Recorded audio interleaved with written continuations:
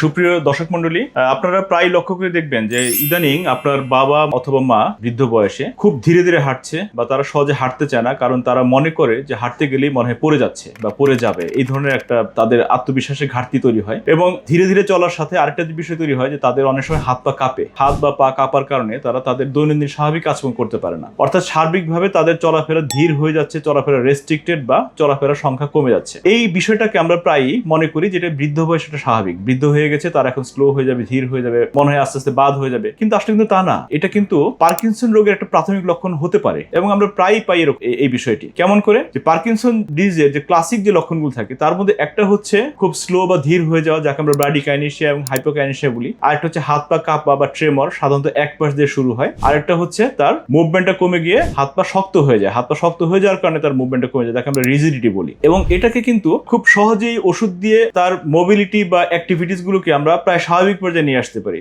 এবং এটা চিকিৎসার যোগ্য একটা রোগ। যদি এই রোগটা ক্রমান্বয়ে বাড়তে থাকে, কিন্তু এটা রোগটাকে চিকিৎসার মাধ্যমে খুব সহজেই নিয়ন্ত্রণে বা কন্ট্রোলে আনা যায়। কাজেই পার্কিনসনের আপনার বাবা মা বয়সজনিত কারণে সে স্লো হয়ে যাচ্ছে বা ধীর হয়ে যাচ্ছে, নাকি তার পার্কিনসন ডিজিজ হচ্ছে, এই প্রাথমিক লক্ষণগুলো শুনে আপনার একটা ধারণা থাকে, তাহলে আপনি সহজেই ডাক্তারের পরামর্শ নিয়ে আপনি এই বিষয় থেকে আপনার বাবা মাকে মুক্ত করতে পারেন। তো দর্শক মন্ডলী, যদি আপনার মনে এরকম সন্দেহ থাকে যে আপনার বাবা বা মা পার্কিনসন ডিজিজে ভুগছেন বা ভুগতে পারেন, সেই ক্ষেত্রে আমি আমন্ত্রণ জানাবো যে আপনারা আমার কাছে কিংবা যে কোনো নিউরোলজিস্টের চেম্বারে আপনারা আসেন, এসে ডাক্তারকে দেখান এবং ডাক্তারকে দেখলেই বুঝতে পারবে যে কি হচ্ছে এটা, এবং এটাকে চিকিৎসার যোগ্য এবং চিকিৎসা করে আপনার বাবা মাকে স্বাভাবিক জীবন ফিরিয়ে দিতে আমরা সহযোগিতা করতে পারি। ধন্যবাদ সবাইকে।